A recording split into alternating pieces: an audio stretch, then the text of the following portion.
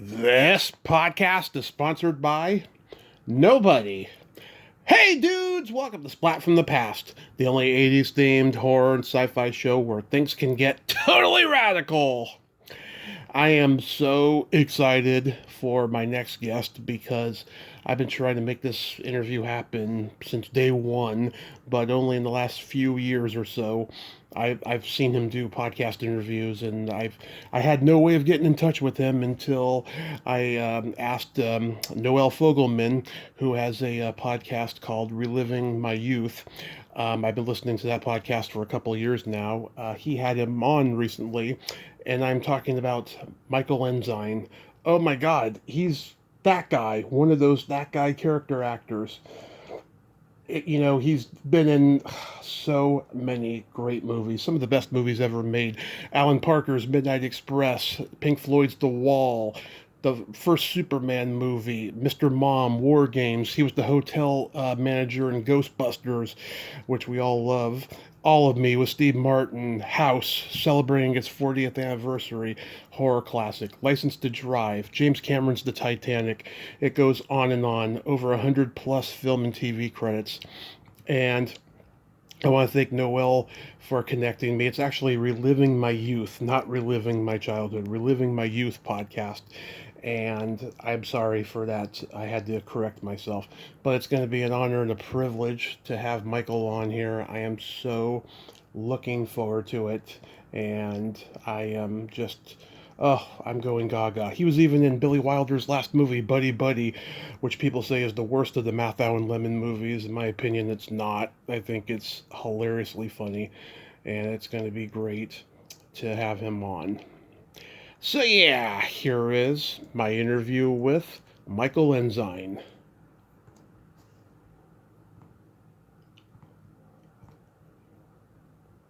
So, going back in time, did you gravitate toward acting early on in your childhood? I decided I was going to be an actor when I was 12 years old. Mm-hmm. I was a fat kid. I wasn't good at any sports. I was okay academically, not great. And in other words, I was the fat kid. Yeah. But when I was 12 years old, I got involved in a church, little church play, whether it was Christmas or not, I can't remember, but it was a Noah's Ark epic. And I played a fat purple rabbit. And I came out on the stage and did a bad imitation of Bugs Bunny. And I got a lot of laughs. And from that point on, I was going to be an actor. Wow. So I found my calling. Was your family supportive? Yeah, they were. Nobody in my food chain had any background in this sort of thing, but I was blessed with some good mentors along the way. I grew up in the Phoenix, Arizona area. Yeah. And I early on realized that if I was going to be an actor, I had to learn how to be an actor and try to get some decent training. Even as a child, I understood that. So I lucked out, and I ran into a situation at high school that was very fortunate. I had a drama teacher in high school who was highly qualified. He had a graduate degree from University of Washington, loved the theater. He could have been teaching in college, but he liked high school.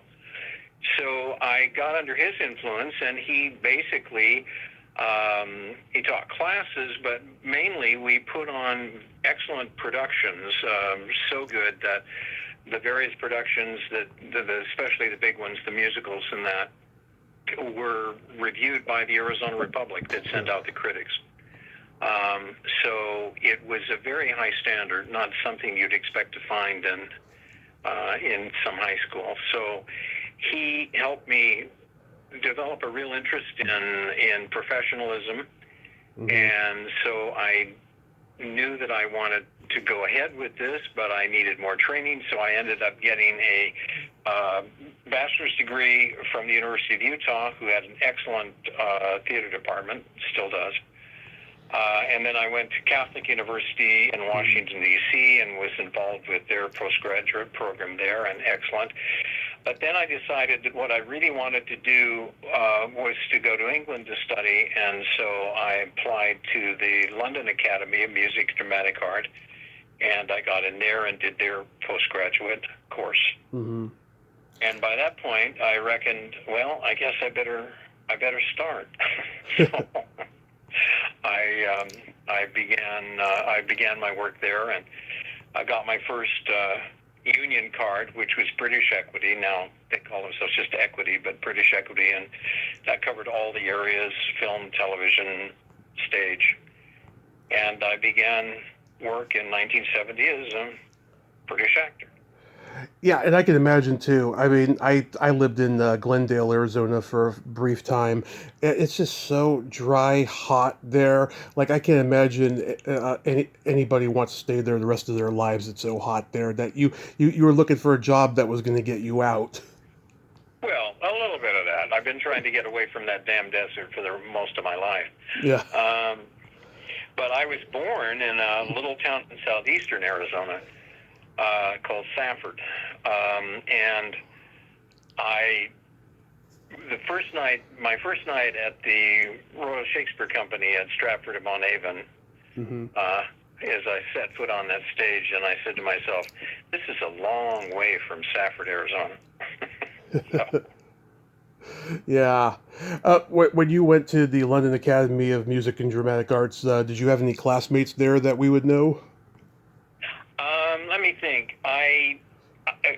There are some that were just ahead and just after me. Stacy Keach Oh, was just ahead of me, and John Lithgow was just after me. wow. And in my class, there were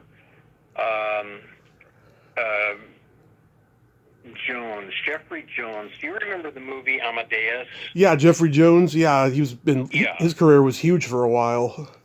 Yeah, he was a classmate in that same class. So he was there. Dennis Lipscomb, who also went on to do, relatively good work. He was part of that class. I'm trying to think of who else. Did you ever encounter John Ratzenberger there? Rats I met later on. He and I crossed paths when we were auditioning. This is much later from that period. This would be about 1977. We were auditioning for the same part at the Royal Court Theatre in London, at the Shepard play Curse of the Starving Class. And he was auditioning for this shyster lawyer, and so was I. And that was a pretty good part. And he ended up getting it basically because, at least I'll tell myself this story. When I finished my audition, the director said, "Would you mind reading the part of this highway patrolman, this Sergeant Malcolm? Would you read that?" And so, sure. So I read it, but I apparently instinctively had a take on the part that nobody else had ever had in these auditions, and made him laugh. And so from that point on, she couldn't see me in any other role but that Sergeant Malcolm thing. So Rats got the shyster lawyer, and I got Sergeant Malcolm. But in London, we lived just across Clapham Common from each other, so I would run into him periodically. But he was in London at that time, as you may know, with Sal's meat market or meat shop or something like that. Right. With a friend of his. What was his name? They were a double act, and it was a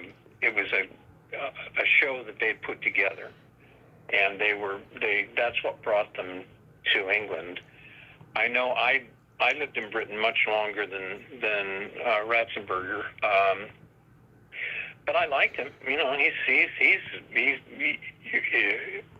You see what you get. He's a force, yeah, and everything he's in, he's great. It's like, that's fine. He's not gonna. He doesn't put on any pretensions or airs or anything like that. He's right there. So I've always liked him, and of course he fell into that tub of butter with Cheers, and the rest is history. When you were at the Royal Shakespeare Company, were there any plays that you did that stand out as your favorites or some of the best Shakespeare you did while you were there?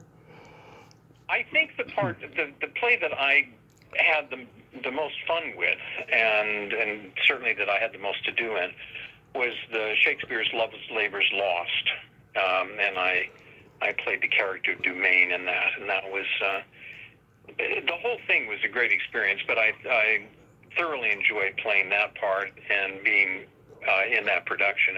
It became quite a famous production, and write-ups of it and stuff like that. In fact, we took it to New York along with a second play, and we were playing at the Brooklyn Academy of Music, and I got an early morning phone call in my hotel room from my mother, and she said, "Do you know you are in Time magazine?" And I said, "No," but she said, "You are." And I got a little mention in Time magazine for what I was doing.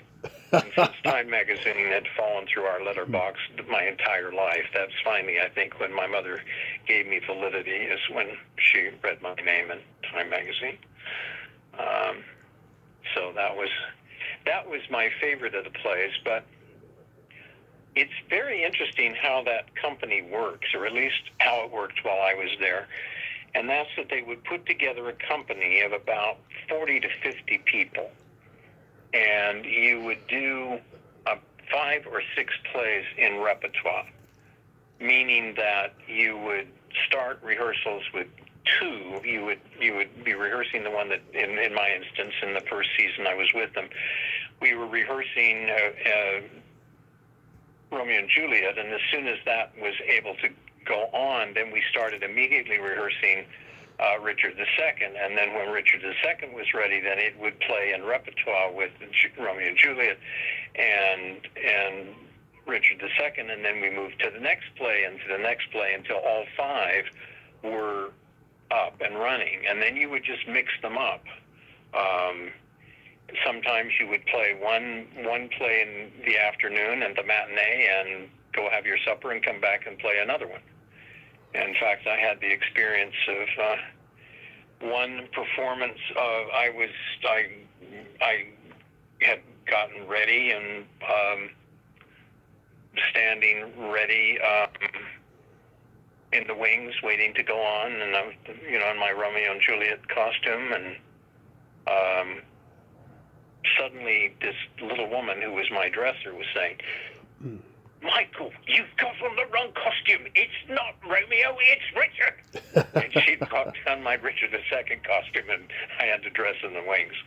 And it went on. Hilarious. So I was, but it was a great experience. I was playing 6 parts of regularly in that first season, but I was understudying 7. So you were carrying 7 Shakespeare roles in your head. So that if you had to go on for them, that's only possible when you're 28, 29. Yeah. At 82, absolutely impossible. Wow. So let's talk about Midnight Express. I've talked to a few other people from it, Irene Miracle, and I just talked to Norbert Weiser, the German actor. And yeah, I mean, it's still a pretty intense movie that holds up. I mean, at the time, what did you think? When you saw the script and saw the part. Well, it's again kind of an interesting story how I got to that. Sir Alan Parker, who's now deceased, was one of the first people, if not, I've never quite worked it out. He wasn't the first one to put me in front of a camera, but he was the second one. And I began doing commercials in London for him. And Alan was the king of commercials. That's how he got started. He was working for an advertising company, and they had some kind of early video equipment in their basement. And he apparently had gone down at one point and just put together, as a young guy, a commercial and shot it sort of on spec and showed it to the advertising agency, and they liked him so much that they went ahead and began using him. So he was kind of the king of commercials at that period of time in the 70s in England. And again, good British directors did a lot of commercials, I think, because They were good at it, probably paid well, but also there was not as much in the way of film and television to do for them. So they would do a lot of commercials. So I ended up doing a lot of them for Alan. Mm-hmm. And about this same time as we're talking, I was in the play, The Red Devil Battery Sign. This is a Tennessee Williams play.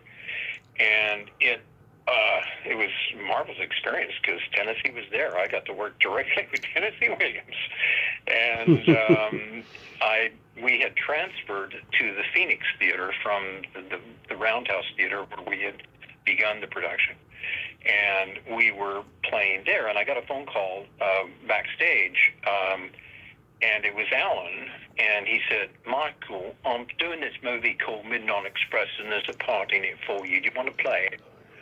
And I said, "Yes." And he said, "Oh, no, mate, but we're going to be down in Malta, and you're doing this play." I said, "Yes, I want to do it." "I know, but you do." I said, "Alan, I'll burn the theater down. I'll be there." So I knew that the play was kind of in trouble and that we probably weren't going to last very long. And so that, and by the way, this is the play where Tennessee Williams discovered Pierce Brosnan. He was. Oh, wow. And that was fun because he was just a young lad. I think he was married with a baby, but he always ran out of money by the end of the week. And at that point, you were paid in a payback in cash every week. And I often lent him £2, and he'd pay me right back the next week. But we'd do it again. Anyway, Pierce is a great guy, and I ran across him a couple of times. In fact, I've worked with 2 James Bonds, Pierce and Timothy Dalton, who was Romeo in Romeo and Juliet I was in. Nice. So anyway, the play closed, and I could go off down to Malta to do this part of this. Stanley Daniels, this is the American ambassador, not the ambassador, American consul. And it was kind of interesting because in those days I wore a little mustache, and I was still up in London, and they were on Malta where the film was filmed, and I was taken out shopping because they had to get the right kind of suit for me to wear. So I was taken out with Melina Canonero, the great Academy Award-winning scenic costume designer, and she took me out shopping, and we bought the suit, and we had everything ready, and I was heading off to Malta the next day or the next day after that, and she said, "Alan wants you to lose the moustache." And I said, "What?" No, you shave it off. You do without moustache. I said, "Oh, okay." So I shaved it off, and I got down there and walked on the set, and Alan said, "Where's the moustache? What happened? Where'd it go?" And I said, "Well, I shaved it off. I didn't want to say that Melina Canonero told me to do it. But anyway, they had to stay up on. Somebody had to make it overnight for me there to have the one that you see in the film is not my real one. It's glued on, and because of that. But wow. it was a very interesting experience because Alan had surrounded himself with his crew, with his people. The lighting people, every area behind the camera, pretty much, were his own people.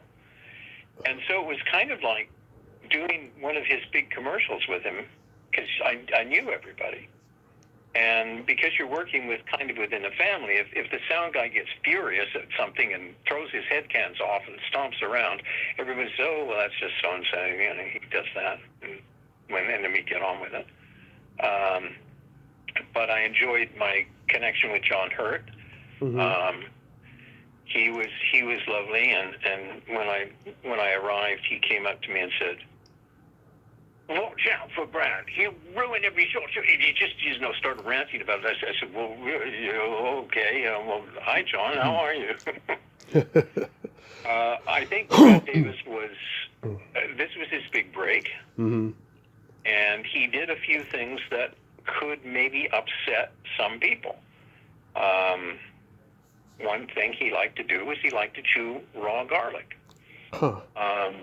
So I guess he thought it was a great health thing or something. But if you're doing a close-up with somebody and they've been chomping on raw garlic and it could be a little fragrant, didn't matter to me. I like garlic, so that didn't bother me if he did that.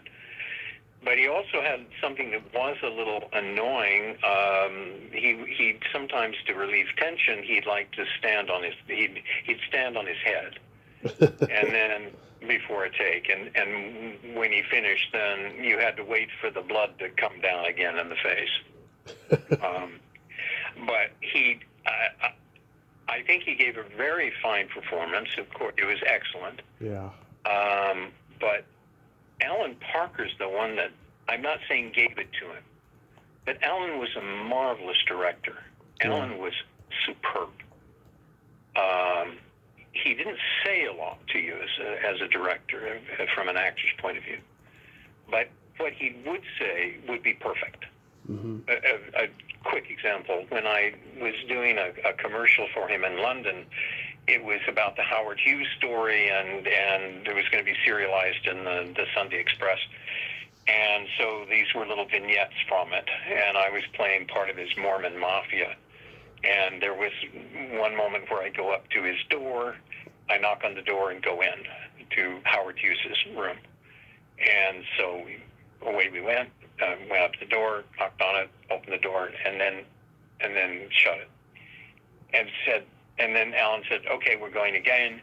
And he came up, and instead of the way I was knocking, which was knuckles to the front, mm-hmm. he turned my hand around, so I just tapped it with the back. And it was, of course, this is exactly how that character would do that. Not the way I was doing it, but this is it. So something as simple as that, he would do. So I had told Alan when we finished Midnight Express, I said, I'll work for you again anytime, any place. You just tell me what time to show up. And of course, that led to Pink Floyd The Wall. Yeah, another great movie. Did you work with Bob Geldof? I can't remember. Yes, I didn't. Yes, I worked in a way with him, but again, mm-hmm. Alan, and in England, this was the way he liked to do things. We would have to go out. I believe that was shot at Pinewood. I think so. Yeah.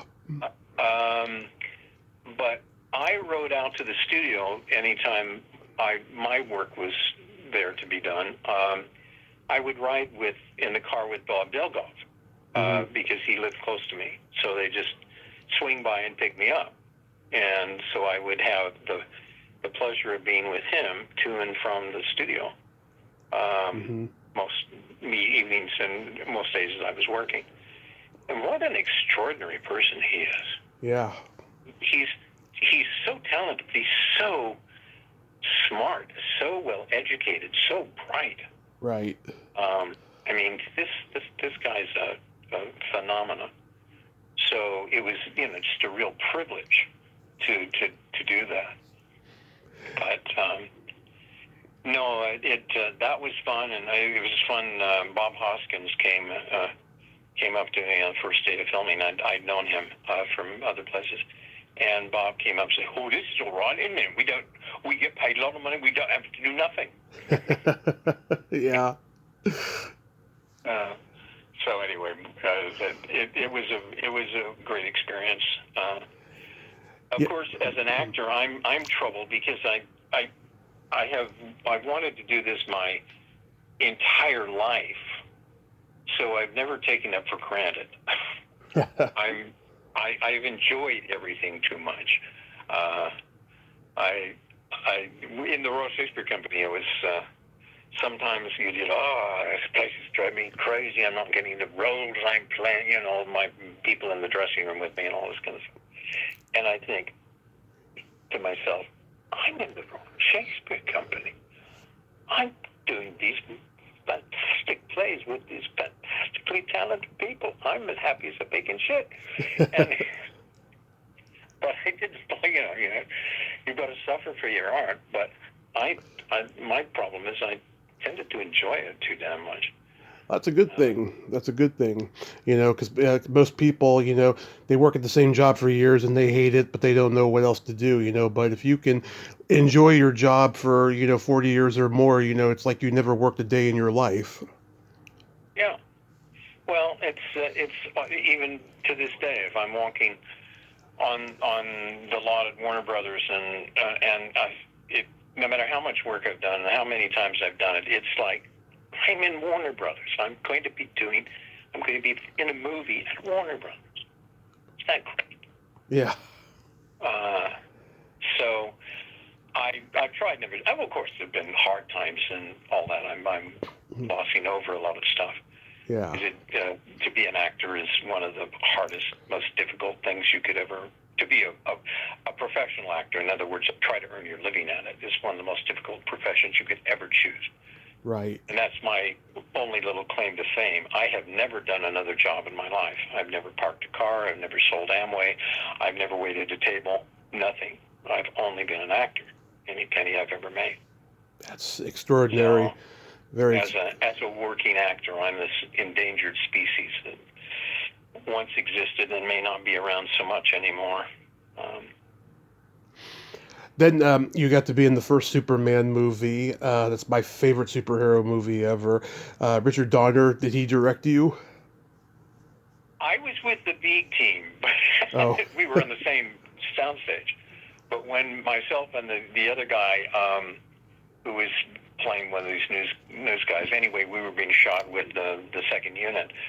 And when we finished all the stuff we were doing, we decided to go over and say hello to Richard and thank him. And so we went over and said thank you and enjoyed being here. And he looked at us like, "Who are you?" And we explained. So yeah, that was fun. And I ran across Christopher Reeve. Yeah, I ran across him later when I came to Hollywood. The first things I did here was a play at a playhouse called the Solari Playhouse. It was in Beverly Hills, and it was a play with William Shatner, a British play called Otherwise Engaged, and one of the actresses, Carolyn Lagerfeld, was staying at Christopher Reeve's house up on the top of the Hollywood Hills, place he had leased to get. And so we went up there several times, kind of like after the performance, just fantastic views and everything. And Christopher was there several times. And so I had the opportunity of just sitting there and chatting with him, and I went to a couple of dinners, thanks to her, with him. Nice, Again, nice. Nice guy. I heard he was a real mensch. Everyone liked him. Oh, yeah. No, he's just... Sometimes, you have these sort of legends about people, and you think, yeah, maybe not. But it's like I've worked with George Clooney a couple of times, and he's the real deal. Yeah. I'm telling you. He is the prince. He's a wonderful human being. Very humorous, highly talented, self-effacing, and just an all-around great guy. And you say that about somebody who says, yeah, well, my experience with him is exactly that. And Christopher was the same way. Yeah.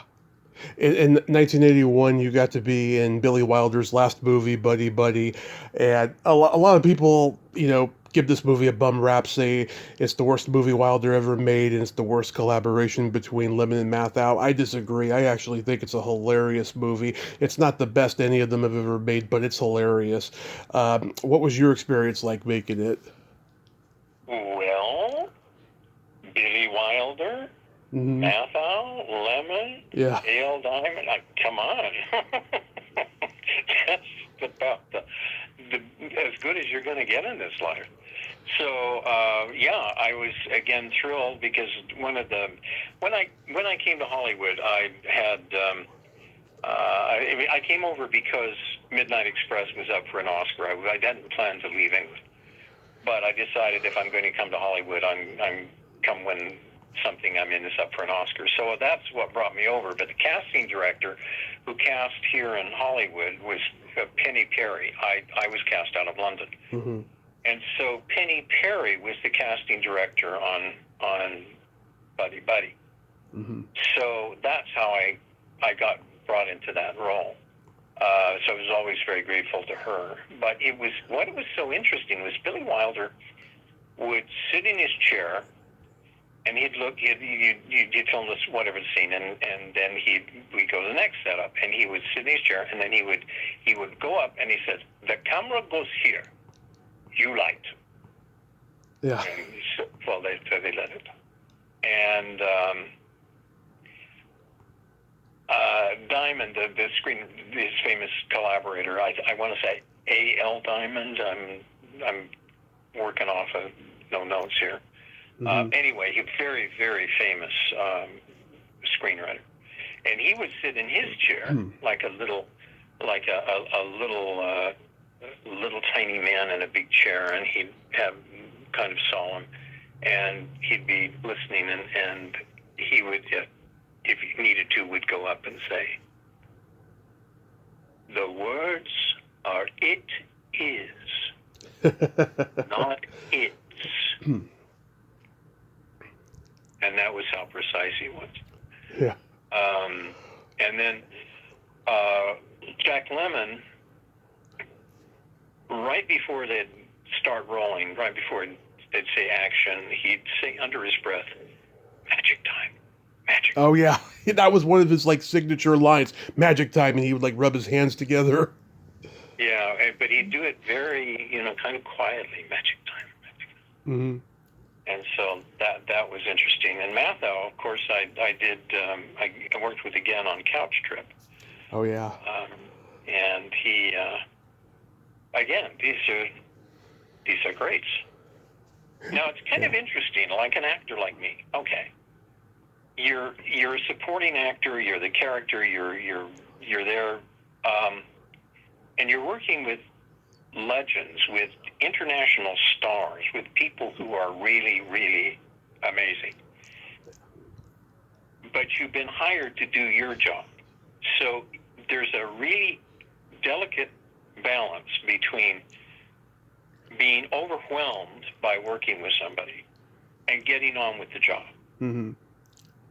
And that's been very interesting to me over the years. Fortunately, I think in England, I worked with some of the greats in the British theater. Mm-hmm. Really, I've worked with extremely talented people, quite famous people. And as an actor, you get to meet very famous people and very important people that you'd never, ever in any regular life meet. Like I was presented to Queen Elizabeth, the Queen Mother. I met Princess Margaret. This kind of thing. Only because you're an actor in the Royal Shakespeare Company. Yeah. So when it comes time to working with people that are quite famous or have a reputation, then all I tried to do is be very professional. Mm-hmm. Like show up on time, know your lines, hit your marks, don't be drunk or drugged, and try to be pleasant. Yeah. And I found that gets you a long way in being able to work with people. So that's been something that's been an interesting experience. Again, working with some of these famous people like Matthau and Lemmon. And also, I forgot to mention Miles Chapin was the bellhop. He's a sweet guy. I've talked to him. Oh yeah. Very nice guy. We've crossed paths several times over the years. Very nice guy. And going back to Midnight Express, Norbert Weiser is wonderful. Yes. He's a fine actor, and he's also a wonderful person. Yes, and also he also says exactly what's on his mind, and he's hilariously funny. So I got to know him, when we were there. It was so funny because on Midnight Express, there were several of us who had been cast out of London and came down from London, not from over here. And we were, of course, on British equity contracts. Mm-hmm. Now, Britain at that point was producing very fine actors, but when it came to paying anybody much of anything, they were way behind. So we got down and started working with these SAG actors, and they started talking about something called per diem. Mm-hmm. Yeah. We didn't sort of get, and then we began finding out how much it was, and we thought, oh boy. But we would, what they would give us under our little contracts is that we would have enough money to buy a really good lunch or a really good dinner, but you couldn't buy both. So we were the ones who would trot off when on the days we weren't on the set. We'd go to the set to get lunch because we literally couldn't afford them. Anyway, it was kind of funny. Yeah, I'm paraphrasing who said this. Someone said years ago, per diem is just a much more sophisticated term for cocaine and hooker money. You know. Yeah. Yeah, but in our case, it would have been food money, but it's and I was paid for Midnight Express. All told, I think, because I've mentioned this before, in American money, I think I was paid a grand total of about $1,500. Nice. That was it. Nice. Wow. And when I had to spend some of it on buying the suit that I mentioned that they bought for me to wear in the picture. Mm-hmm. Buying that suit so it has something to I stopped over in Rome. There was a casting for some film that I wanted to go to, but I didn't have anything to wear for it, so I had to buy that suit. So some of that money went just for that. So that's the difference in kind of pay stuff that went on. I'm a big fan of Mr. Mom. I grew up watching this movie over and over again. Anything stand out about being in that boardroom with Terry Garr? I liked her. Yeah.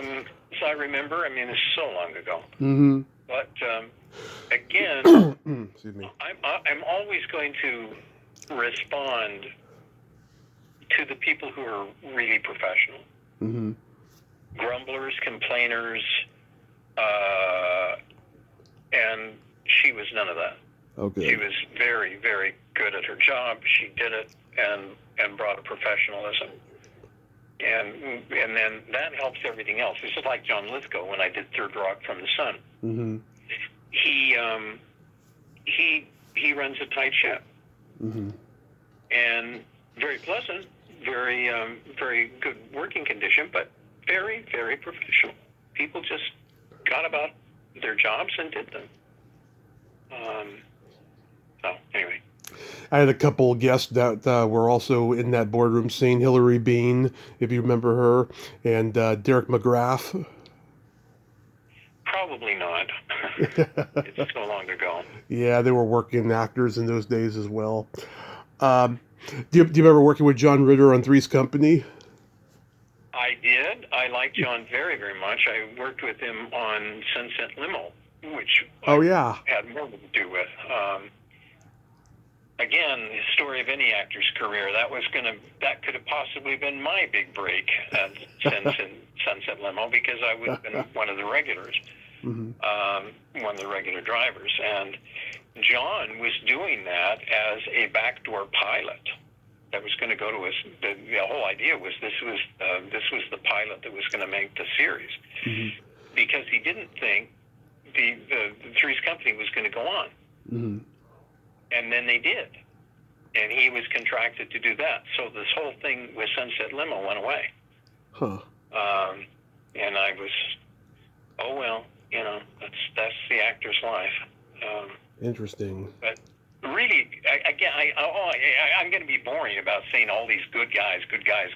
No, it's okay. Well, he was, too. Oh, yeah. He's another one I've never heard anything bad about. I even interviewed his ex-wife a couple months ago, and she's got nothing but good things to say about him. Yeah, and that was the way he was. the thing that's so great about these kind of guys, they are not only they're decent people and people you want to be around, but they are, in their professionalism and in their security as who they are so giving to you as an actor playing opposite them. They have no problem in enhancing your performance because they're secure about their own talent. So they're not trying to sabotage you in any way, shape, or form. So it becomes a pleasure to play in a scene with an actor like that. And I heard because he took Harvey Lembeck's improv class, he liked to do a little bit of improving here and there during the live tapings of Three's Company, especially when he did physical humor, you know. I didn't encounter so much with that because of my the Three's Company episode I did didn't seem to involve that, or I don't remember it. The one who improvises, that if you're not used to it, is Jeff Bridges. He when I did Seabiscuit. If you don't know that this is the way he works, it can kind of maybe throw you, but I did because I'd done Kiss Me Goodbye with him. Oh, yeah. I'd watched this before. He will start, we just be chatting, and he will, before it's time to, go into the scene, and he'll be chatting, but suddenly you realize he's improvising. So you begin to improvise with him. And then in the meantime, the scene has been set up, and he will just, and then at the moment, of course you rehearse the scene ahead of time, but at a certain point, then he will step in to the setup, and you'll film it. But if you don't know he's going to do that, that can be kind of odd. I didn't have any problem with it. Again, he's the star. He can do whatever he wants. But anyway, that was just from improvising stuff. That was one of the things that I noticed with him more than John Ritter. Like a lot of kids of my generation, I'm a huge Ghostbusters fan. It's one of my favorite movies of all time. I heard you say on Noel's podcast that you originally read to play Walter Peck, and you only found out the night before that you were cast as the hotel manager. Yeah, that's pretty much it. I had gone in to read for the Peck part, and I thought I did a pretty good job. In fact, good enough that my agents thought the same thing. They had been in contact with the office, the casting, and so we were kind of expecting to get an offer, and then nothing, dead silence. So they went off to New York, did their thing, and then came back here, and I got a phone call one afternoon, sitting in my apartment feeling sorry for myself, and they said, "Do you want a booby prize?" And I said, "Yeah, how'd you like to play this hotel manager?" And so I said, "Sure." And it was fast enough that I had to, again, this is all memory stuff, but as my memory serves me, I wore my own suit as the hotel manager. They did get me a shirt and a tie, but it was fast enough that extras have to do this, but principals don't.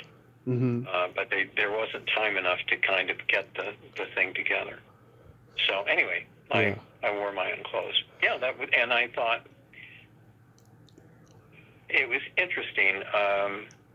I did 2 movies at the same time that summer, as I remember, All of Me and Ghostbusters. And when we did Ghostbusters, and it was a pretty interesting experience. I mean, I think I talked about it in the other podcast, but it was something that should have taken 2 nights to film.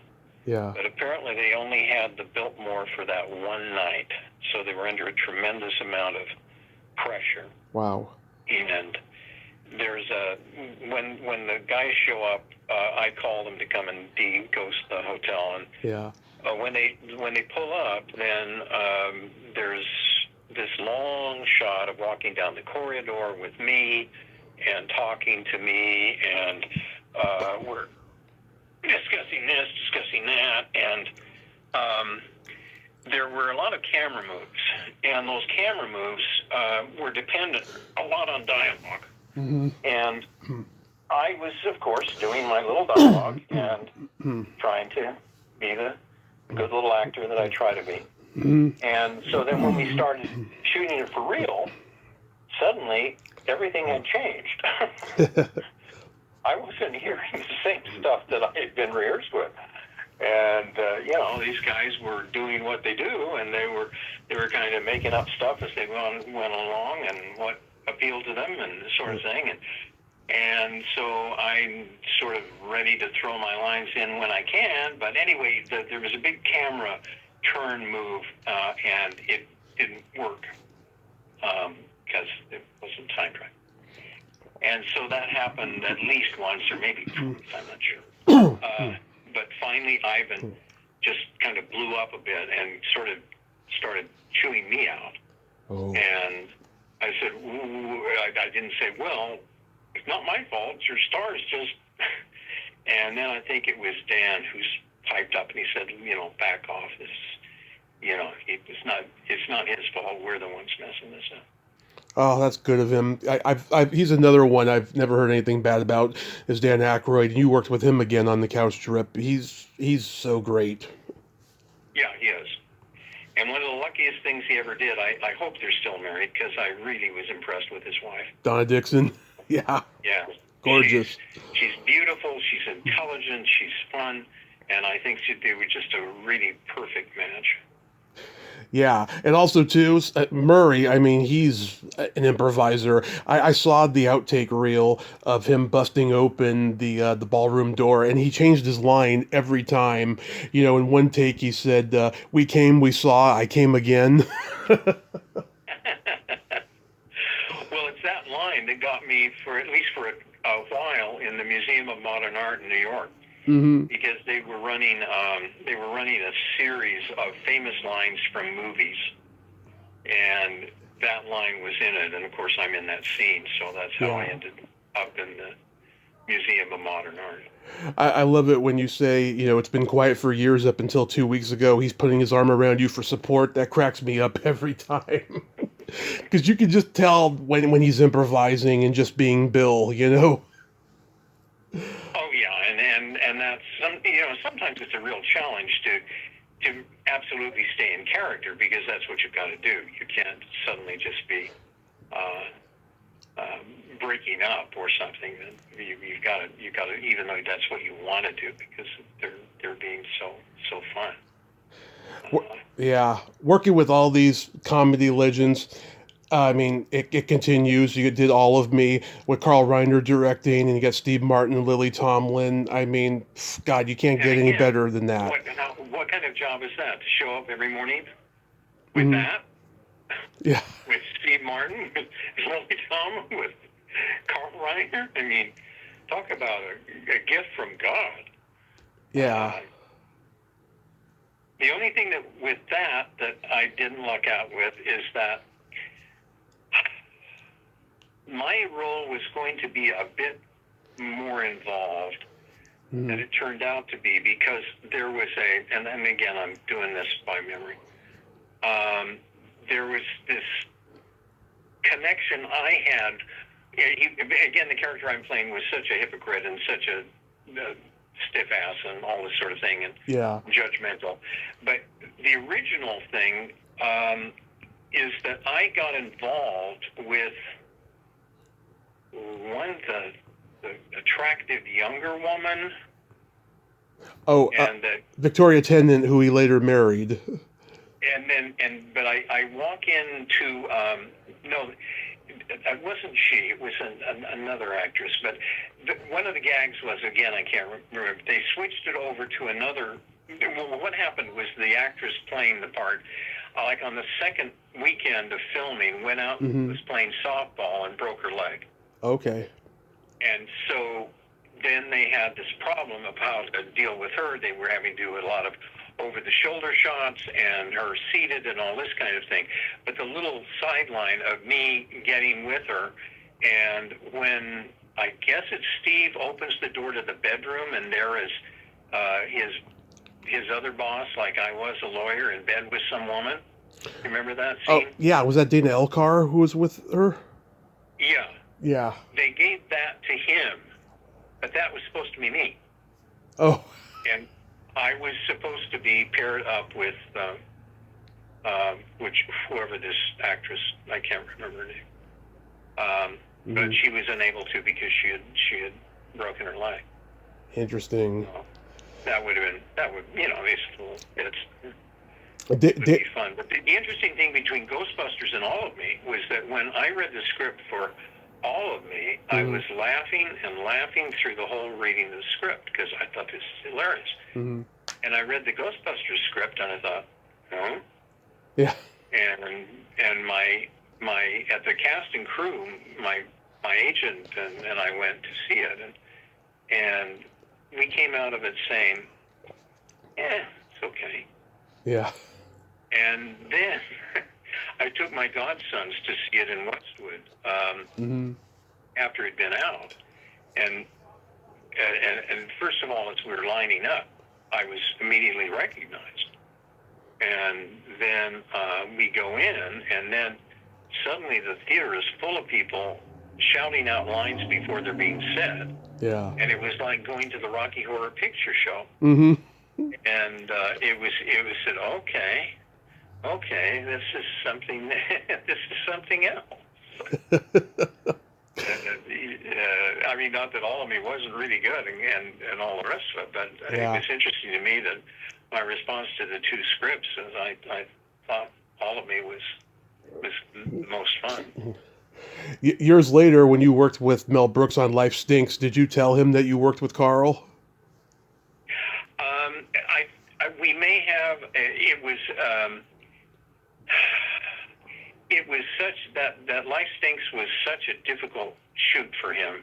Again, never be the producer, the director, and the star of your own picture. Yeah. Because there's going to be a problem here. For example, there's one scene, the first scene where you maybe see him, where it starts off with us walking along with our shoes. You see the shoes.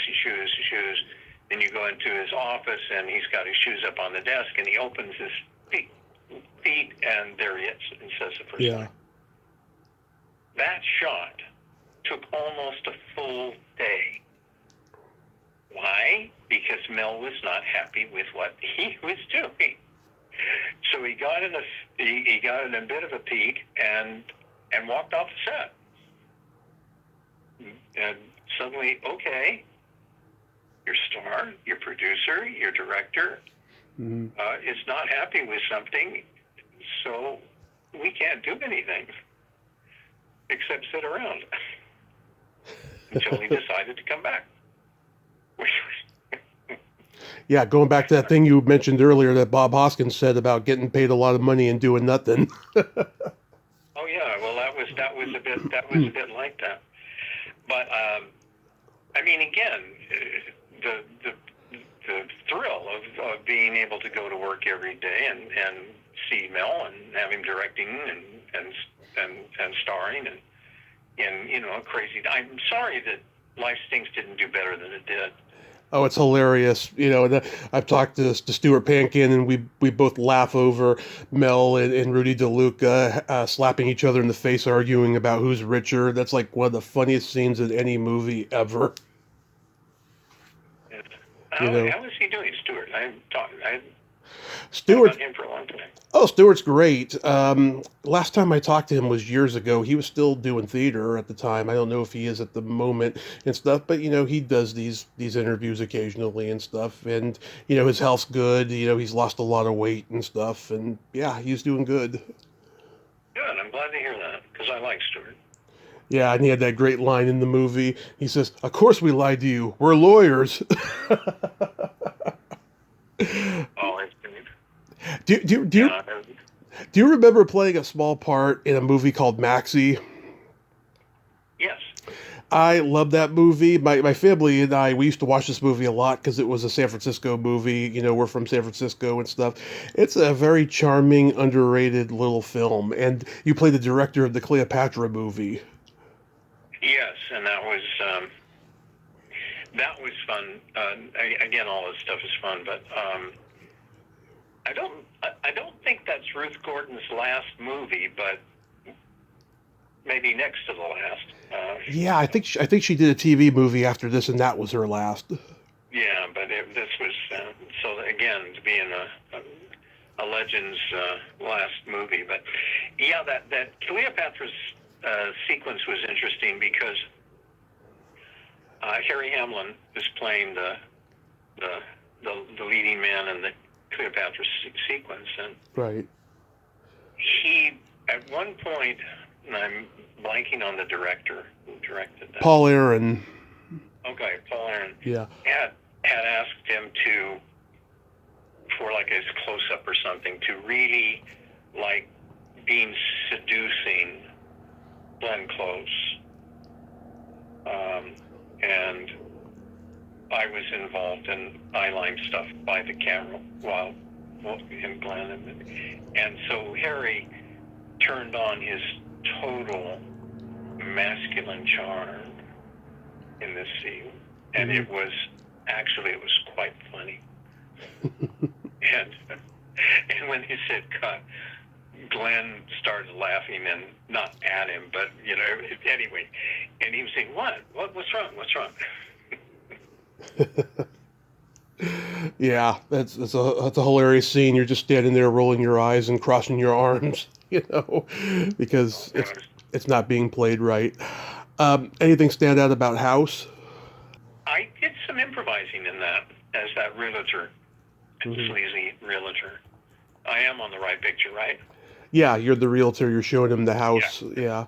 Listen, there's so many of these things that. Yeah. It was. I got to improvise a little bit of a line where I say something about fixing it up, and I said, got a nephew named Monty, has construction or something like that. Mm-hmm. That was a made up line of mine, and I do have a nephew-in-law who's a contractor, so I put his real name in it. It was fun. The interesting thing to me, as I recall, was the building itself, the house up in Monrovia, and I was surprised because I wasn't expecting that kind of a house as something to film in. But no, it was again, all this stuff is fun and different, and you get to be around all these very different people. Yeah, William Katt praises you on the DVD commentary track, I remember, because he had worked with you on The Greatest American Hero years before, where you played the dean of of his first things I ever did. Yeah, you played the dean of his college and stuff. Yeah, he says he likes working with you. I liked hearing his stories about his mother, which were very interesting to me. Oh, Barbara Hale, yeah. Yeah, that's awesome. I used to watch the show Sledgehammer when I was a kid, and I remember you were in 2 episodes where you played 2 different characters. Was that fun to do? Oh yeah, that was crazy. That was well, anytime you can act hysterically, that's you get paid for it. Yeah, that was fun.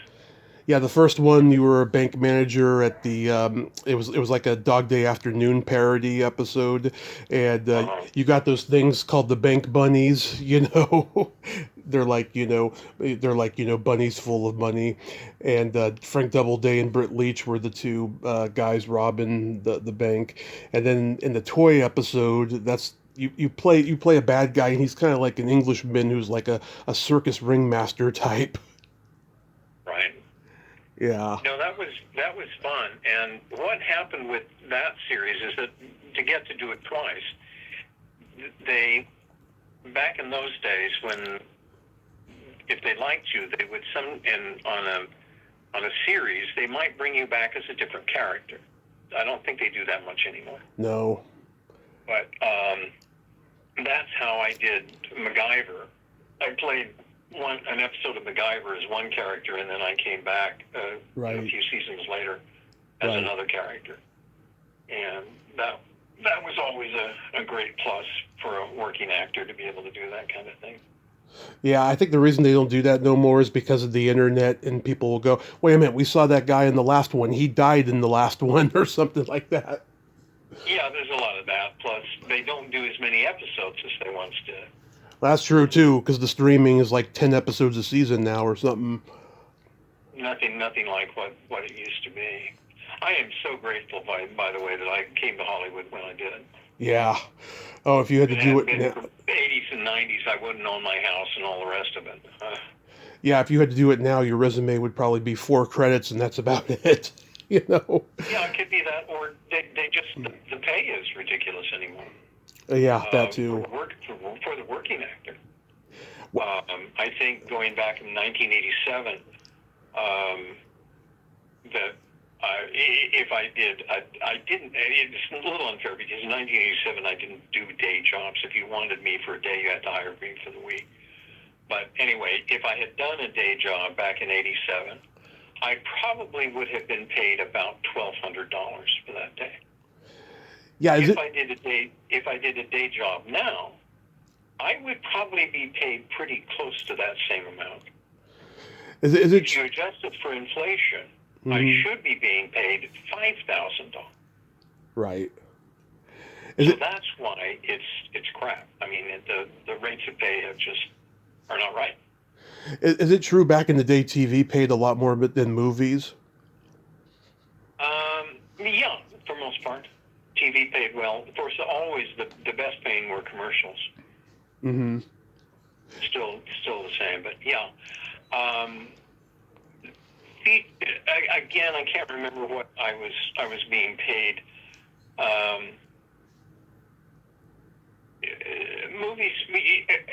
An actor like me, a working actor, is that you begin to develop what are known as your quotes, the amounts of money that you work for. And back when I began in Hollywood, you didn't work for scale. Mm-hmm. An actor with my background and credits coming over from England, all that kind of thing, the scale was pretty low. And I would never have been paid that. So I built up my own quotes until I was, like I say, a really middle-class kind of actor. But then, at a certain point, and SAG thought they were doing a good thing, and I guess it was a good thing, with some of the negotiations, they upped the rate for scale. Mm-hmm. So much so that the producers began saying, okay, if we got to pay everybody, including the guy who just got off the bus from Tucson, this much money, then that's what everybody's going to get. Right. And so it began to blow your quotes right out of the water. And I remember that the first time I worked for scale was on Titanic. And I took a drop from, I think, again, you have to adjust all this stuff for inflation. But for Born Yesterday, I think my weekly salary was something like $7,500 a week. Mm-hmm. And it dropped down to about $2,500 when I did Titanic. But I wanted to do Titanic, and they had said right up front, everybody's going to work for scale. Scale mm-hmm. plus 10% for the agent. I mean, of the kind of actor I was. Stars are always an exception. Mm-hmm. And so that's when I did that. But like I say, I would not have earned, I thought, reasonable and pretty good money through the 80s and into the 90s. But now for people, it's really disgraceful. It is. I know so many actors that complain about it like on a regular basis. You know, it's evil is what it is. Because the money is there. That's the thing you learn in the profession. Mm-hmm. The money is there. It's just who gets it. Right. It's disgraceful. I wanted to tell you, when I was a kid, I I used to watch the movie License to Drive. I would always skip the first 5 minutes when you're driving the bus because you scared the shit out of me with that laugh you did in the movie. Does anything stand out about making that? Well, driving that bus was a little scary because we got up, I guess, where'd they shoot that? I want to say up in Pasadena, sort of in some hills or somewhere. Mm-hmm.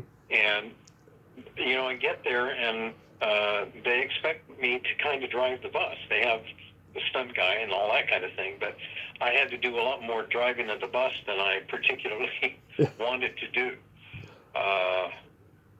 So that got interesting. Yeah. Same way on Seabiscuit, we spent seemed to me in my memory, a whole morning with me trying to teach me how to drive a 1910 Stanley steamer. Mm-hmm. And I got pretty good at it. And then they didn't use any of me driving along, looking at the things, discovering the place, and then pulling in. They just start with it already there. And I'm telling you, driving a 1910 Stanley steamer is an experience. Mm-hmm. But yeah, it was mainly how to control that school bus. But the guys were okay. I think they were okay. The boys. Corey Haim and Feldman. They were. Yeah. I think it was before some of the really bad stuff started happening. Yeah. Yeah, when he wakes up and you say to him, "It's punks like you that get scraped off the road at 4 a.m." That was actually a line that Neil Tolkien's driver's ed teacher told him when he was 16. I later found out. Oh, really? Yeah. That's interesting. Didn't know that. Yeah, and he said that you delivered it perfectly. Oh, I've made a profession out of playing a lot of assholes, as you give my French. I know. Well, it's funny. When I found out that you had studied in London, I wasn't surprised because a lot of the characters you've played have such a snooty British airs about them.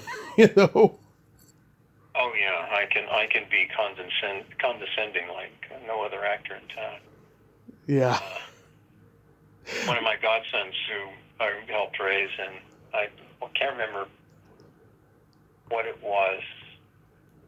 I was telling him about some role I was about to do, and he said, "Oh, is that another one of your assholes?" And I said, "Smile when you say that. These assholes are paying your college." Yeah. I know. Well, kids can't separate the character from real life at that age. Well, it was interesting how I won them over. They liked me in Ghostbusters when we went to see it, but when Mad Magazine did the parody of Ghostbusters, and I had three cells of me in that was it. Finally, I had legitimacy. Nice. One last movie I wanted to bring up, Dr. Hackenstein. Oh my goodness, that's so long ago. I know I brought it up to Stacey Travis years ago, and I don't even think she wanted to talk about it because it was so embarrassing, because it was a low budget thing that she did early on.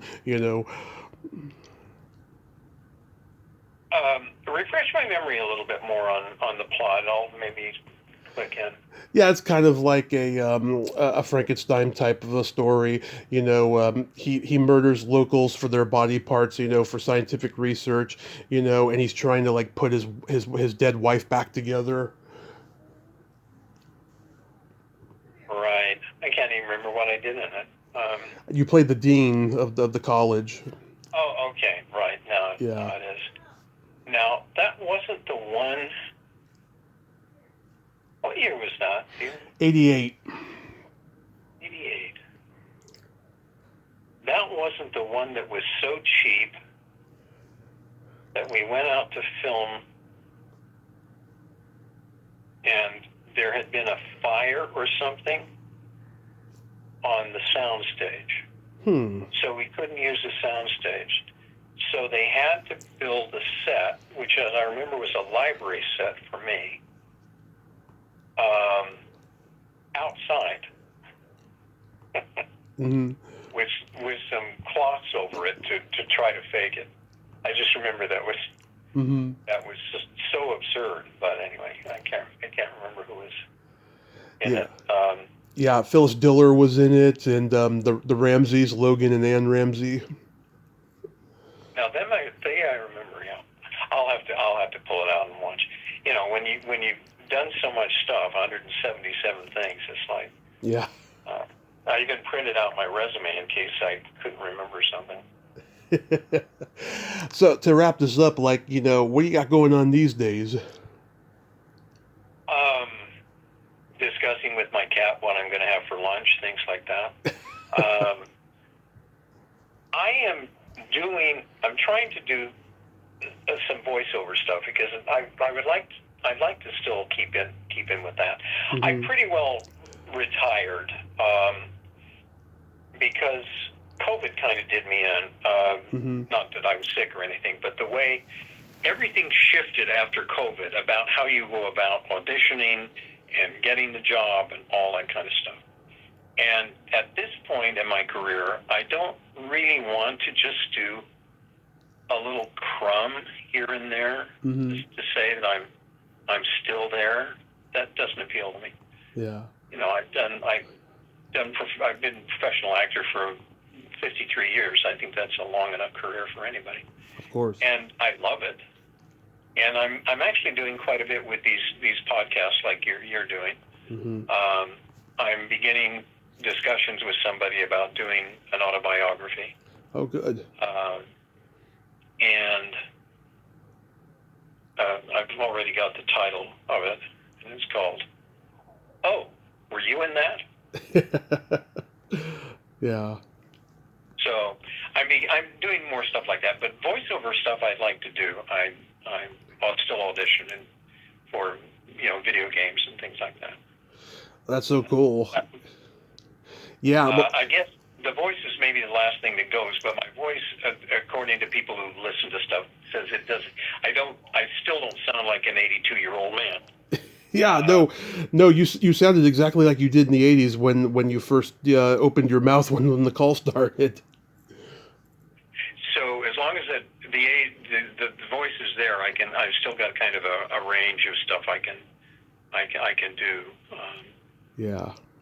But as I laugh and say, the body is 82, the knees are 95. And I saw that you did conventions for a while. Do you still do them? I'd be happy to do them if I don't have to do too much traveling to do them.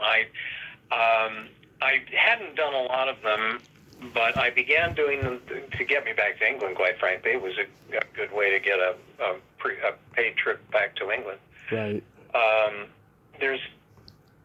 I'm not going to go to conventions where I have to supply my pictures, and my pay is basically how many autographs I can sell. Right. I'm not going to do that. If the England conventions, they give me a stipend, I'm paid a fee, they take care of all that stuff. I'm happy to meet the fans and happy to sign the pictures, but I'm not going to be the, oh, please buy my picture, please pay me, please. Okay, I need the bus fare to get home. I'm not going to do that. No. And it's fun. It's the last one I did in Birmingham in England was really interesting. It was an all Star Trek convention, and I really began to appreciate why Star Trek. I don't know why it hadn't struck me before, but why the Star Trek stuff is so appealing to so many people. People would show up at the convention, and they were, a lot of people in costume and things like that. But I was touched by the number of people who came who had disabilities, some quite severe disabilities. Right. And this appealed to the Star Trek stuff was appealing. And I thought to myself, well, maybe I'm just out to lunch on this, but it was like, okay, I've got a severe disability. I'm kind of deformed.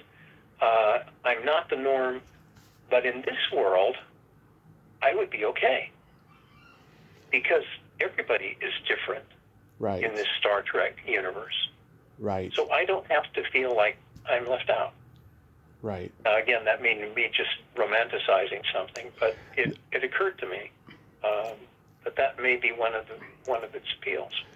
No, you're dead on. I find that to be true with the horror world as well, and all the nostalgic conventions going on. There's a lot of disabled people going to them. And of course, I love horror movies. I wish I'd done more of them.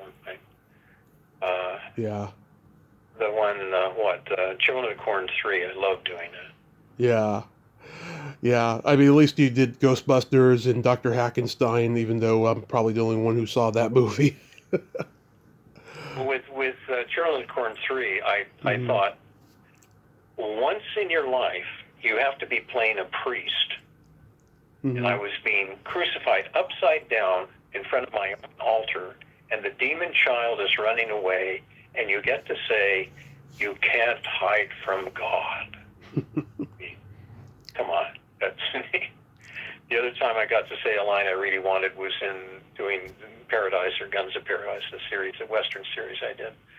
I always had wanted, because I'd grown up on old Westerns that you'd see on black and white TV, and I always wanted to be the one to swing open the saloon doors and yell, head for the hills, the dam's bust. And I got to do that. Yeah. That's so awesome. But I hope your autobiography comes to fruition, because you do have great stories, and it would be great, that people out there could get the full story. Well, again, it's not do you remember the old character actor Andy Devine, who was in? Yeah, with the really harsh voice. Yeah. Anyway, he once was quoted as saying that he said, "I was never the first one through the door to shot."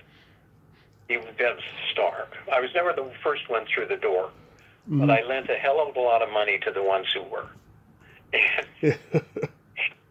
And in some ways, that's kind of how I look at my career. I've been able to.